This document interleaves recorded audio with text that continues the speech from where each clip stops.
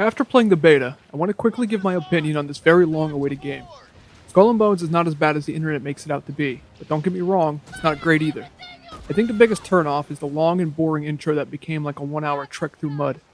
I didn't record any of the intro, but the game quickly sets up what little story it has, lets you create your character with a decent character creator, and the rest of the intro is talking and slowly sailing around in your little piece of wood they call a boat.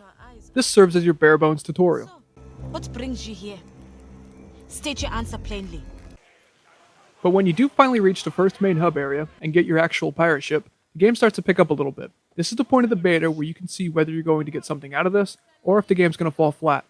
I spent some time running around the first settlement area to see what there was to see. Well, what can you actually do on foot?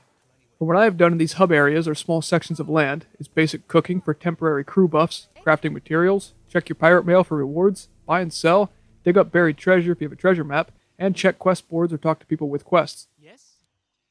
Thank you, Captain. Let's cover some of the stuff I've done quick. Cooking has been useless. I found buried treasure, which was pretty easy to follow the map and find. Crafting materials is necessary for new tools, weapons, upgrades, and eventually new ships.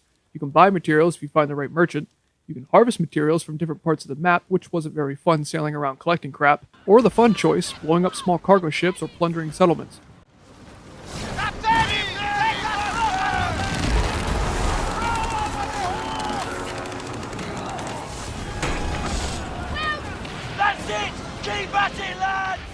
This game does have an economy where the value of buying and selling increases or decreases depending on who or where you are buying and selling from, which is cool.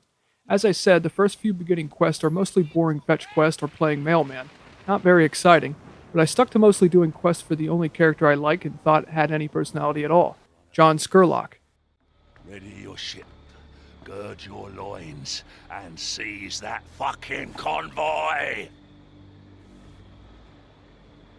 His quests were mostly fun and rewarding with destroying enemy faction ships, ambushing trade routes, and plundering settlements.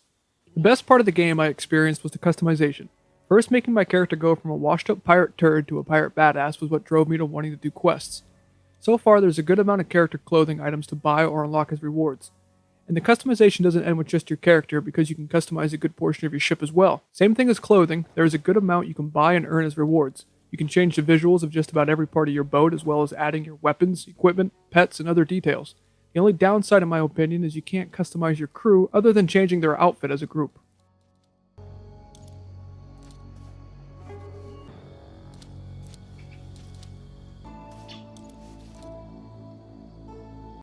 Lastly, the actual pirate ship gameplay.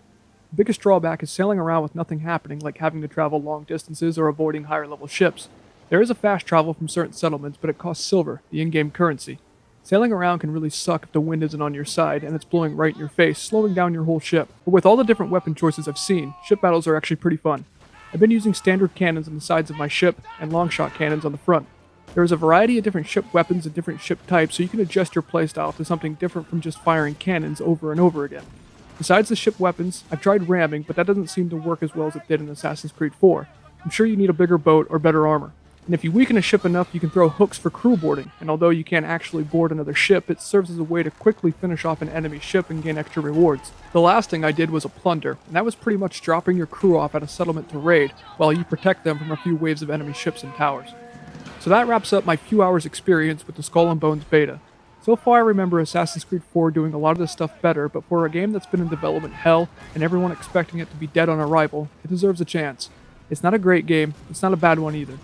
I think it has the potential to be a fun, rewarding co-op pirate game, or a boring disaster.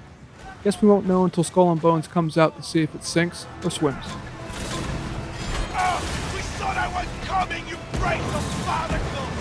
Get ready to take aim! Prepare yourself! Let's board them, Captain! We got him!